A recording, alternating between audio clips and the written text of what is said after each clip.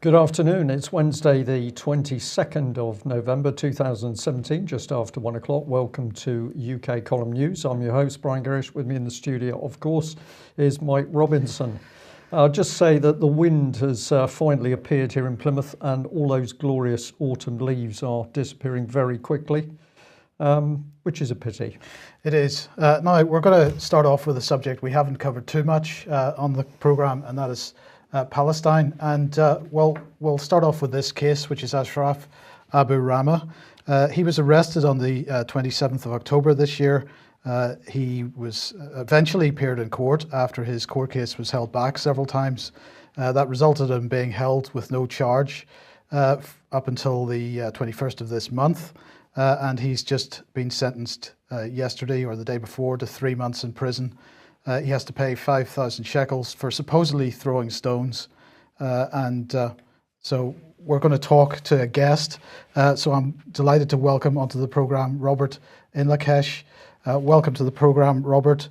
Robert is a journalist, political analyst, human rights activist. He specialises in geopolitical scene in the Middle East, particularly in Palestine. He's a regular writer for Al Masdar News. Welcome to the programme, Robert. Thank you. Thank you for having me. So you are currently in Canada. You've been in Palestine for the last 3 months or so, just recently back in Canada. Before we start with Ashraf, just give us some thoughts on the general situation in Palestine at the moment. At the moment in the West Bank, there is an ongoing ethnic cleansing campaign throughout the West Bank, but primarily in an area called the Jordan Valley. That's where it's most rampant, but they're constantly expanding settlements on Palestinian land and taking away Palestinian land and bulldozing Palestinian structure. And it's really not a very good situation for the people living there. They endure constant harassment by the Israelis. No matter where you go in the West Bank, and depending where you are in the West Bank, the occupation and the harassment manifests itself in different forms.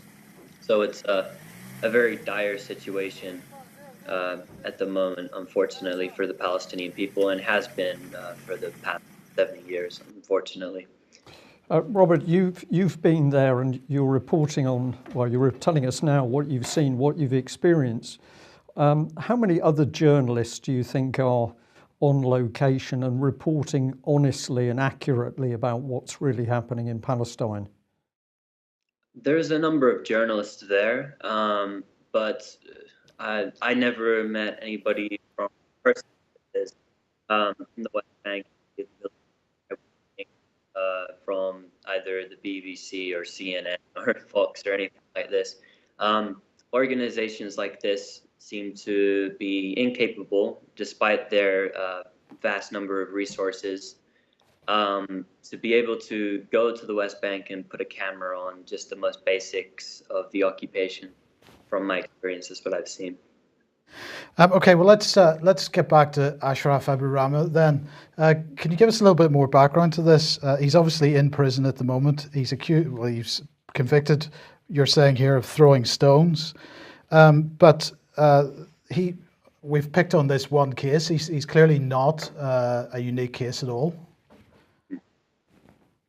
Definitely not a unique case. This is something that they always hold against Palestinian people. It's pretty much the general charge. If they haven't got anything to actually charge you with, then it's throwing stones, because they know they can get a definite sentence from this. And Israeli courts are like kangaroo courts. There's a B'Tselem statistic put out, I believe in the year 2015, which basically said that the conviction rate in Israeli military courts of Palestinians is something like 99.74%, so almost 100%. And I believe that statistic still holds true or very close to the number. And he was given an Israeli lawyer, is that correct? Yes, he was given an Israeli lawyer, but his wife, who hasn't been able to make contact with him except in the courtroom itself, and I believe himself as well, weren't able to contact that lawyer uh, only on the day of the court case. So they weren't able to have any other contact with her, this Israeli lawyer. So they really didn't know what was going on. They were left out of the picture really until the court date. And so, I mean, what do Palestinian people see in the future? Because if this type of thing is going on, are they angered by this? Does this cause people to come out onto the streets? How do they see their future, and how are they going to play this game as we move forward? Well, speaking for Bil'in, which is one village, I mean, Palestine in general, there's millions of people, so to try and speak for the general population is very difficult. But Bil'in in general, which is the village that Ashraf is from, I stayed there for the majority of my stay in Palestine.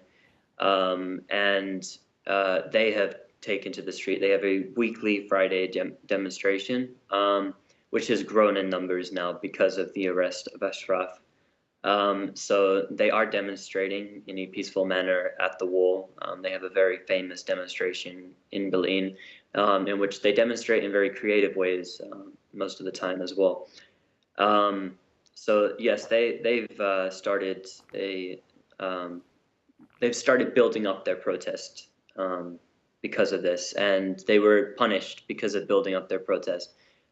This Sunday, the village itself was raided by over 150 troops, policemen, and the Shabak, which is the Israeli intelligence. They came in over 20 military jeeps, and they came in trucks as well.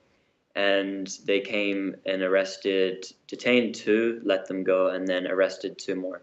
So they arrested Abdullah Abu Rahma, and they also arrested a 16-year-old.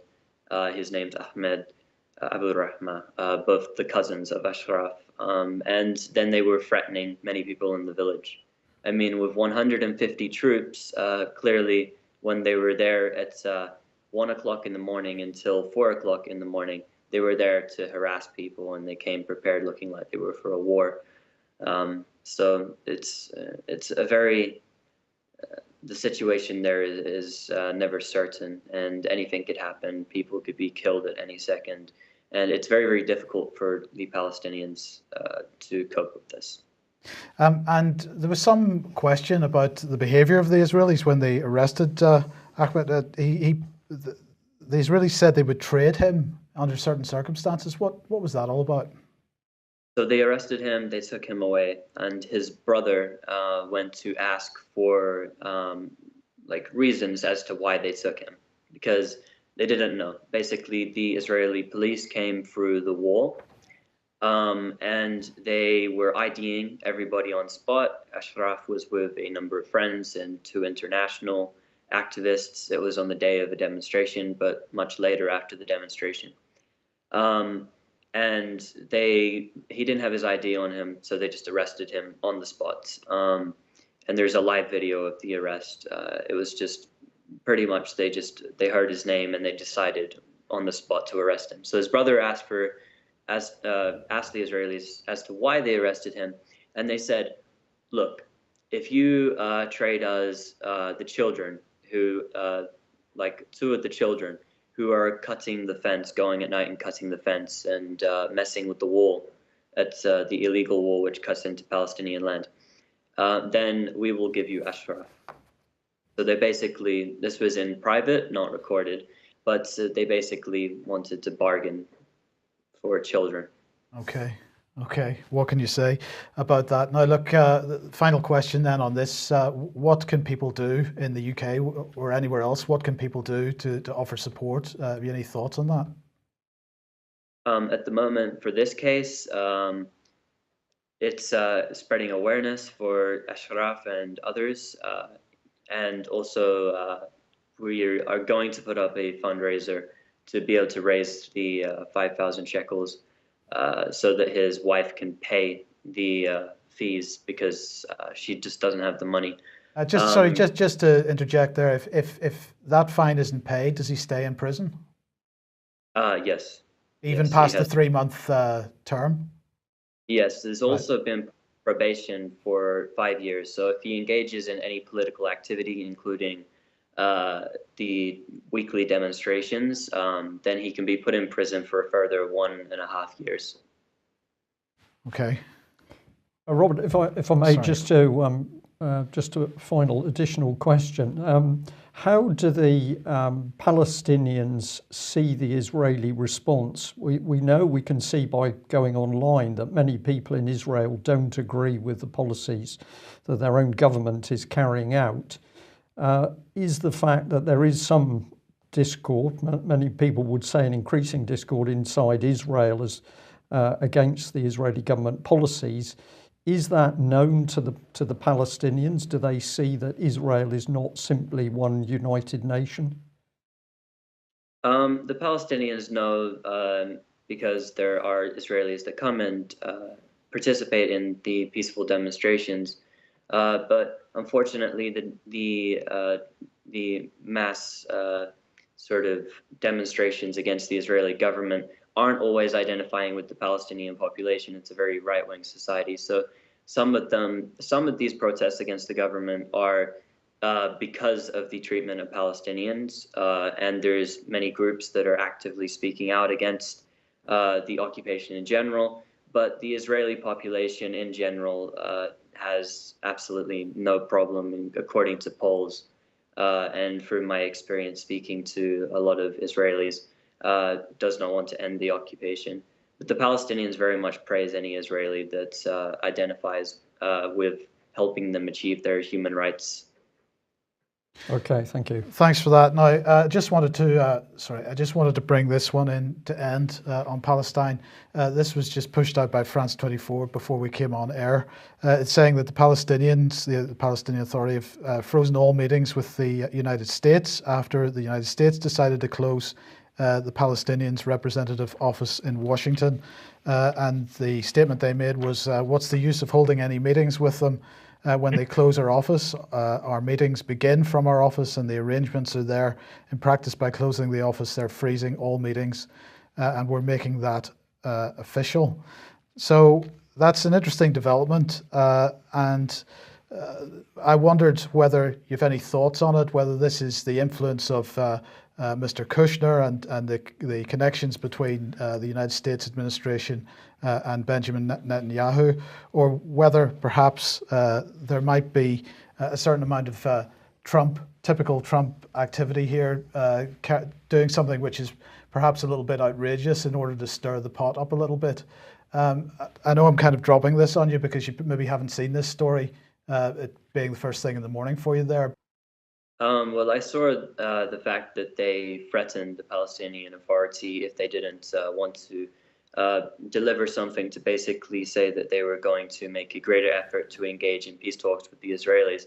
And I saw something about Mahmoud Abbas freezing contact with the United States just before I went to sleep. I think basically it could have been a Kushner influence. Of course, it's very hard to tell, and it's just speculative at the moment. Jared Kushner is himself invested in Israeli settlements in the West Bank, which are illegal against international law. And I think it's just a capitulation to Israel's wills, namely because of the Israeli lobby. That's what I'd say. In particular, pinning it just solely on Donald Trump, perhaps. It may have been a move, but to stir the pot, I mean, what are the Palestinians going to achieve out of peace talks that they haven't already been, they wouldn't achieve anyway? Yeah. They've got, unless the Israelis are willing to give up significant amounts of lands and take the settlers out of the West Bank and drop the siege on Gaza, I don't think that there's much that can be achieved. I mean, it's an ongoing colonization of Palestinian land. They're not at all capitulating to international law. So, I mean, I just see this as shunning the Palestinians and trying to force them to make more concessions. That's really what I see it as personally. But at the moment, as to where this move came from precisely, it's speculative, of course, but we just have to wait and see. Okay, Robert, thank you very much for joining us. Robert Inlakesh, hopefully we'll speak to you again in the not too distant future. Thank you. Okay, we shall move on then. After the Afghan opium report came out earlier in the week, well, it seems that the American administration has decided to do something about the amount of opium that's coming out of Afghanistan, and they've decided to drop bombs in Afghanistan. They're not dropping them on the opium crops themselves. They're dropping them on the manufacturing plants that are converting that into heroin. And so B-52s, F-22s, along with Afghan A-29s, took out 10 opium refining facilities. And this is called Operation Jagged Knife, and it's happening in northern Helmand province.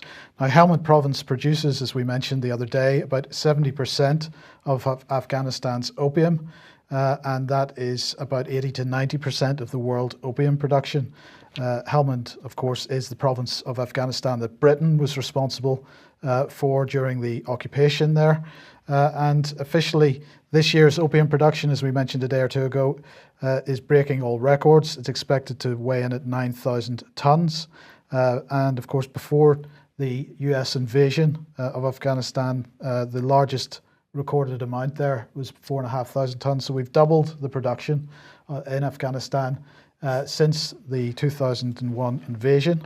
Now, between 1996 and 2000, the Taliban controlled areas were producing opium and they were exporting that.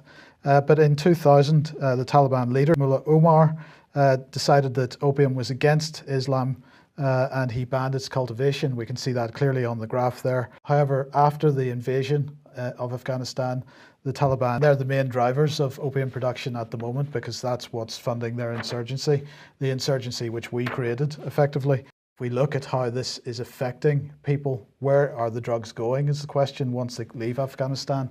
We look at the United States. Many mainstream media reports on the fact that drug deaths in the United States are rising faster than ever. In fact, opiate-related drugs is now a bigger killer in the United States than guns, than road accidents. Outside of health issues, it is the major killer in the country. And this doesn't just apply to the United States. It also applies in the United Kingdom as well. 330,445 people, according to this year's drug use statistics, on opiates of some type, mainly heroin. Heroin is the main cause of death, of drug overdose death in this country. 2,655 deaths. That's, what have we got? 1,500 deaths a year on our roads, Brian. 2,655 deaths due to heroin overdose. And yet heroin overdose really doesn't seem to get too much media coverage. Road accidents, road deaths, this gets regular mainstream coverage. But what I found was particularly fascinating was this, because we have the United Kingdom with the largest drug-induced mortality rates in Europe. That compares with most other Western European countries significantly less. 87% of the deaths as a result of drug overdose are as a result of opiates. And so this is a problem that we have created through our activity in Helmand province, encouraging the poppy growers to produce, encouraging the production of opiates, and yet we can't provide opiates for the National Health Service, and so we have to encourage British farmers to grow poppies. And I'm just going to put this one back on screen because it's really important. This is the US Representative John P. Walters saying that Britain opened the door to narco-traffickers in Afghanistan, and now it's impossible to tell the difference between the traffickers and the insurgents. This is a key point. It is British policy. Yeah, but Britain and the United States are the main recipients of what's produced in Afghanistan, and it's our people which are being who are being damaged and killed by these drugs. Yeah, as a result of it. And when we had the bulk of the troops on the ground in Afghanistan, as far as we were informed, they were not allowed to touch those poppy fields. So you now use, I think the F-22 Raptor costs about $340 million per aircraft. you're using that very, very expensive asset to drop bombs. It's, which of course is public money which could be spent on dealing with the drug problem across the board. That's absolutely right. Well, the US military may be able to drop bombs in Afghanistan using the F-22 Raptor, but problems across the Pacific Fleet continue. 4 warships over recent months have had major collisions and groundings. Some of the US Navy reports are blaming this on insufficient training with such basic things as steering the ships, Mike. They had trouble with steering consoles. We've now got, unfortunately, an air crash here with the Grumman C2. These are the aircraft that supply carriers if they're within range. This one taking 11 passengers out to the aircraft carrier. It's ditched. I think 11 people have been saved, but they're still looking for another 3. But a lot of people are starting to say, what is going on with the American Pacific Fleet, and why is it that the US military is having such problems? Well, Brexit. Are people starting to wake up? This was sent to us in the last couple of days. Get Britain Out is now starting to talk about defence. Post-Brexit, Britain should steer clear of EU defence programmes post-Brexit. It added the potential creation of an EU army was undoubtedly a contentious issue in the run-up to the EU referendum in June last year. Leave campaigners pointed to the dangers of integrating Britain's armed forces into an EU military force. It goes on to say it's clear a vote to leave was a vote against UK participating in defence programmes controlled by Brussels. However, recent documents suggest an EU army is indeed on the cards.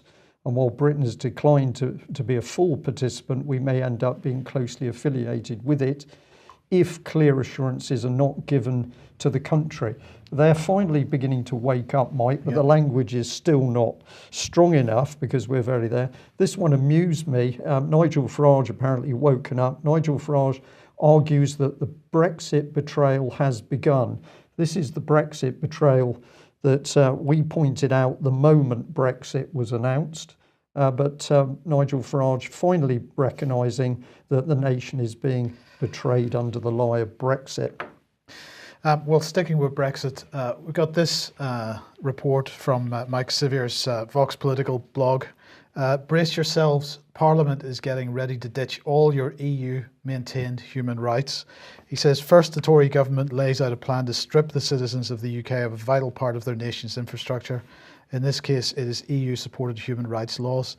Then members of the opposition and Tory backbenchers combined to threaten rebellion against the proposed legislation, claiming the change is unacceptable. So the Tory government offers to work with the rebels and see how the change can be smoothed over. In this case, it would involve exploring how human rights could be kept. In response, the rebels withdraw their amendment and the government gets its way. And the work to see how the change can be ameliorated never happens. Tories, he says, have been salivating at the prospect of ending your human rights for years. They're planning to replace the Human Rights Act with a Bill of Rights that would have meant you could not do anything you didn't want. Think about that, he says, until Brexit came along. They're going to let this go. The best way to see how EU human rights laws can be kept after Brexit is to transfer EU human rights laws to the UK in the EU withdrawal bill. If that doesn't happen, then you better get used to the fact that after March 29th, 2019, if Brexit happens, you will have no rights. Brexiteers, is that really what you wanted? And I have to say, Brian, this really strikes to the heart of the whole human rights discussion that I've been trying to encourage people to have for quite some time now. I do not understand why British people have forgotten 1,500 years of history. I do not understand why people have forgotten that the rights of British people are unalienable. They're based on the notion that our rights cannot be removed.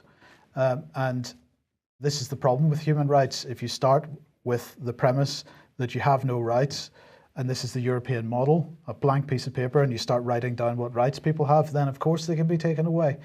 If your constitution is based on the idea that your rights are unalienable, then they can't be removed. And I do not understand why people, including many campaigners, go running off to Europe to uphold their rights when they have rights which are based on British law and British constitutional law, and they should be really demanding those rather than this European model. Mike was saying some people have forgotten about it. We've got the issue that, of course, many young people are not taught about it. This is not being discussed in schools. Matters of the Constitution and our history around the Constitution simply wiped off the education syllabus. So many people not talk about it. And then, of course, we have our press and media, particularly the BBC, who simply stamp out any notion that this country has a constitution. And we're led to believe, particularly by the BBC, that the only way to go is via these human rights. But I'm going to follow that segment up with this story, which was sent through to us. We're going back to February of this year. This is one of the most incredible stories I think I've ever come across, and I'm sure that our viewers and listeners are going to pick up the significance of this very quickly. So the article was picked up in Community Care, which is talking mainly about public sector and social work matters, and this is the article itself. 3 social workers who were named by a judge in an exceptional case which involved one of them lying on oath have been cleared of wrongdoing by the Health and Care Professions Council. The social workers from Hampshire Council, Sarah Walker-Smart, Kim Good and Lisa Humphreys, were named by Judge Mark Horton in November 2015 after he found children had been illegally taken into care and a family's human rights had been breached. He also found social workers had altered the report of another social worker to make it more negative and knowingly withheld evidence from the court. So this was all statement by the judge about the actions of these particular social workers. But then we have this amazing situation. In a statement to Community Care, the Director of Children's Services from Hampshire, Steve Crocker, said that HCPC had vindicated the council's decision to back the social workers by exonerating them. Sorry, I'm confused here, Brian. These people committed a criminal act by lying in court. Is that what's happened here? Yes. But the council has taken it upon itself to exonerate them. That is correct. And so it's all fine now? It's fine as far as these people are concerned. It's not fine as far as the UK column's concerned. Let's follow the story through. Here's Mr. Crocker, Steve Crocker. This is what he had to say. The judge agreed our application for care orders. It was a very complex case, as evidenced in the findings involving some very serious neglect to vulnerable children. The outcome of the court case at that time was consistent with the local authority's application to the court to safeguard very vulnerable children who were at risk of suffering significant harm as a result of neglect. We'll just get this next bit in as well. He said, we're vindicated in this view by the Health and Care Professional Council's findings in exonerating these social workers. The reason for publishing or not publishing their decision is a matter for HCPC. We have no further comment to make. So that's all pretty interesting. And therefore, whilst there was some criticism by the judge determining the care orders, there was no logic in appealing the outcome of the case, which was made in the best interests of the children. Representations were made through other routes, but we will not comment on those further. So a judge picks up these social workers. He singles them out in a court case. That is then described as sort of comment by the judge, and it's overturned by Hampshire County Council with the help of this professional standards body. It's quite interesting, isn't it? So if we have a look at this in a little bit of the UK Coleman network form, wiring diagram form, as I often call it, we remind ourselves the social workers were judged in court to have lied on oath, knowingly withheld evidence, altered reports to make them more negative, and the judge deemed on top of that that the children were illegally taken into care and the family's human rights breached. But the court order went through. This is the point the Hampshire County Council are making. It went through. But this organisation, HCPC, was brought in, and it says we can confirm we were made aware of the court's comments, and we investigated the concerns raised through our fitness to practice process. Our legislation requires that the earlier stages of this process are dealt with as private matters. Therefore, we cannot make public the detail of the information we received. However, we followed our usual approach and reviewed all the information obtained, including legal advice, to assess whether the concerns met our standards of acceptance. The concerns did not meet them, which meant we did not proceed to the next stage of the process. Wow. Wow, thank you. And we'll carry on because somebody complained, and it then that complaint was taken to the Professional Standards Authority. And the Professional Standards Authority responsible for HCPC said this: I should let you know that the authority has no powers to intervene in decisions made by the HCPC at its investigation stages. However, if we have concerns about its approach, we may raise these directly with the HCPC or consider them within our annual performance review.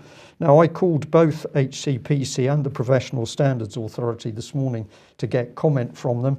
I haven't had comment back, but we're going to stay on the case because how can we stress what this means? Well, let's bring in this man, John Tradewell, Staffordshire Legal Services. And this is the local authority solicitor who said this in relation to new powers for local authority. The importance of these words is actually much more fundamental. The words themselves speak of a local government with real power and capacity. Quote, a local authority has power to do anything, unquote. And we are now seeing a local authority, which is Hampshire, simply saying, well, we don't care what the judge said in the court. We're going to overturn it and exonerate the people. We're in a lawless state, Mike. Mm-hmm. And let's complete the circle here by bringing on this couple, Paul and Asher. Paul and Asher had their children taken, but it was UK Column that put out the horrific video of their baby being snatched out of mother's arms by social workers. I can still hear the mother's screams while that was happening. And this was all being done under a local authority where the senior legal man said this authority has the power to do anything. So I'm going to say justice in UK, human rights in UK, absolutely none, utter corruption running through the courts and of course the government systems. And I'll bring on this ad to end this part of UK Column News.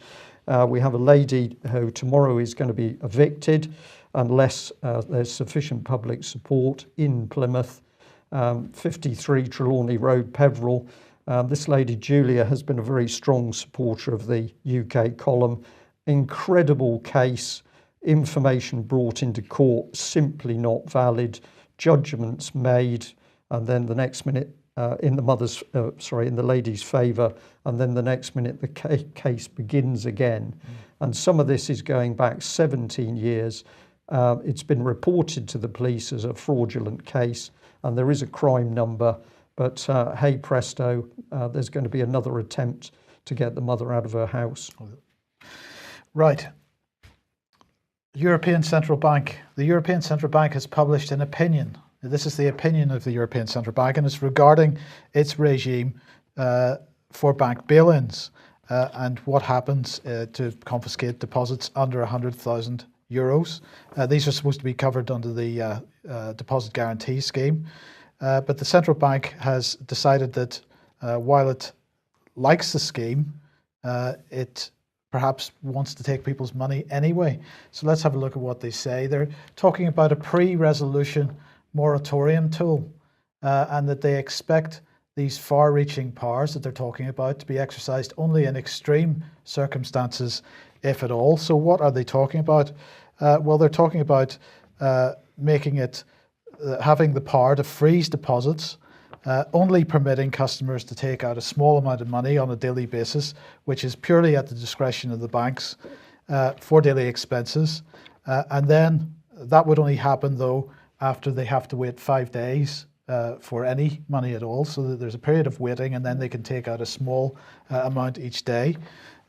They go on to say the maximum period for a moratorium should be 5 working days in total, a limitation which is also necessary considering the severe impact of a moratorium on creditors' rights. The ECB cautions that prolonged periods during which depositors have no access to their deposits undermine confidence in the banking system and might ultimately create risks to financial stability. So they say they're only going to do this in the most extreme circumstances, perhaps like what happened in 2007, 2008. But we don't have to worry, Brian, because this just isn't going to happen again. Well, that's good. That's good. Yes. So, but in the meantime, I'm just going to say, you know, the situation in the Eurozone hasn't gone away, and Greece continues. We haven't mentioned Greece in a very long time, but they continue to have major instability. This is local authority workers who have decided to go on strike in response to a call from their unions. This is going to be a 24-hour strike. They want more staff recruited to plug gaps because they're basically, you know, they've had so many workers made unemployed over the last period that they can't actually do their jobs at the moment. And in the meantime, there's this. And this has been going on for quite some time because properties are being repossessed, huge quantities of properties repossessed. And it got to the point that the Greek government decided that I'm going to rephrase that.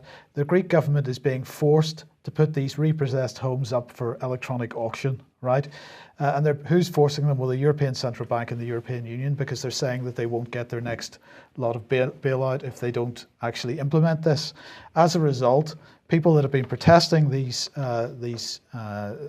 repossessions have been, apparently some people have been threatening the notaries.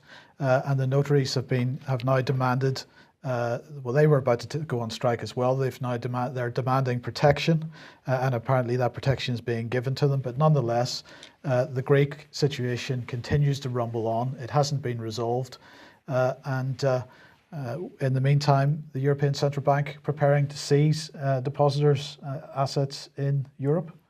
Well, houses being seized in this country, Mike, through corrupt courts, businesses being seized. We are seeing this massive criminal activity just spread out across the European Union. And of course, ultimately, the banks are in control. Just one point there. Interesting that people in Greece are starting to point a finger at the notaries, which is interesting. Somebody's just pointed out in our chat box that reference to the story I've just covered about Hampshire County Council and the judge's decision being overturned effectively by Hampshire County Council itself. The comment was, well, don't forget that the council will have paid for the use of those courts in order to conduct its child protection business, and therefore the judge would actually represent a clerk in the council's court, and therefore ultimately, yes, the council is judge. Now, if many people are having trouble with that, we can say it's been confirmed in Plymouth and in other locations that, of course, where local authorities press for failure to pay council tax, for example, they pay for the very courts they use. So this is not a court system, it's a place of business for transactions of money and children, houses, whatever else they fancy doing. So we'll cover more on that. Interesting though, you've come in on money, Mike. The BBC is also having a look at money, and I'm going to thank the lady who sent us this very much. It's fascinating. It's one of these new look BBC articles on money changing. Everything we know about money is up for grabs. So will we end up smiling? It's all very jovial. The fact people are going to lose businesses and houses when the interest rates go up is all good fun for the BBC. Then we've got the little prompt that we all have to get on board with the AI stuff. Spending and saving is changing like never before. You can buy things just by smiling at a machine. That sounds a really good idea. Super. Meanwhile, tech upstairs threatens to topple 2 giant pillars of finance, the banking system and even cash itself. But could consumers end up paying the price? Where did this come from? Well, it came from this gentleman here, Kevin Peachey from the BBC. He's their intellectual brainpower. But what our viewer picked up was the little logo at the bottom. Let's blow that up, really. BBC The Disruptors. Oh, the BBC now consider themselves to be the disruptors. I was just fascinated by this. So there's the label, The Disruptors. Where do I want to take our audience? I want to take them back to this video clip that was originally from TED Talks. We showed some of it on UK Column because this gentleman, Dominic Campbell, ex-local authority man, Barnet, I believe, in London, had suddenly been retrained to become a government change agent. And in his talk, he said, we need more disruptors. He repeated this phrase over and over again. We need more disruptors to make the changes we need. So what we're looking at here is the use of people to deliberately disrupt organisations in order to drive the change, which is effectively government policy never debated. Brilliant. Well, where's the policy coming from? Some of it is coming through Westminster, even if it's only by the fact that MPs simply don't debate, they just nod and that policy comes through. I'm also going to thank a viewer who sent us this one. It was former Tory MP Rob Wilson being interviewed by BBC's Joe Coburn in Daily Politics. And she said to him with regard to the inappropriate sexual behaviour, what do we call it, wave at the moment, do you think it's a witch hunt? He said, no, I think there are MPs behaving very inappropriately and those individuals need to be held to account, taken to task, and if it means they lose their ministerial job, well, so be it. That was all pretty crunchy. Yeah, but he's perhaps given a little bit away there, ministerial jobs, so he is talking about people in cabinet. Oh, absolutely. And it went on for this one. Do you believe, she said, there's a dossier list of names of MPs and ministers who are of concern? And he said yes, and added, can I just say that this is not to do with Conservative Party or Conservative MPs. This is across all political parties and all aspects of industry and business in this country. That's a remarkable knowledge of the breadth and depth of sexual abuse and inappropriate behaviour. But of course, the elephant in the room was this one, no mention of one of his former colleagues, as it were, within the Tory party, Tim Fortescue, saying to the same BBC cameras that MPs were coming to the whips with problems about little boys and they sorted it so they would do as we asked. Yeah. That wasn't mentioned at all. So thank you very much for that clip. It's worth going on to the Daily Politics page and having a look at it and hearing what that man said. A whip himself, when he was asked a little more detail, it all got a bit wobbly. Yes, we did have information and I'm sure whips would do the right thing. But of course, Tim Fortescue told us very clearly that whips didn't do the right thing. Well, let's end on the case of Plymouth Naval Officer Charles Howson. This is being widely reported now across the mainstream press. We've taken two headlines from our local Plymouth paper, The Herald. Charles Howson tried to rape me, victim told police. Ex-girlfriend says man's life was ruined by Charles Howson encounter. What we picked up on here in this pretty grubby story is Daniel Janner QC, because what does he do as the defence barrister? He absolutely attacks the witness. I want to suggest to you, you're lying about what's happening for an easy way of getting, brackets, compensation. And he goes on, you're a career criminal, and from the age of about 17, you were a thoroughly dishonest person. And the complainant replied, I got into trouble with the police a lot. Yes, what happened to me has affected every aspect of my life. Mr. Janner then asked, are you going to make a claim for compensation? No, the complainant said, I have said I do not want to claim compensation. So this is a direct attack on the person character-wise. And yet this is the government that says, well, don't worry, if you come forward saying that you've been abused or making an allegation you've been abused, then the court system is there to see justice is done. Yeah. I find this very, very unsettling procedure by Daniel Janner. So that's Daniel Janner QC. Yeah. Well, we'll end on that note. And before we let our audience go today, I'm going to say we do still have these excellent UK column pens for sale. £3.50, that includes postage. Remember that the pen is mightier than the sword, so if you're at home, you're wondering what do we do to stop events unfolding as we're describing, what you need is a UK column pen, and by purchasing that pen you will help the UK column.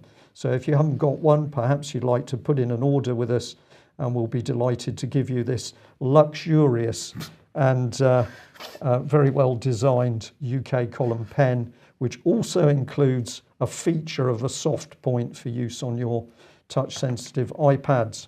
There we are. Thanks for joining us today. We'll be back at the same time tomorrow. Bye bye.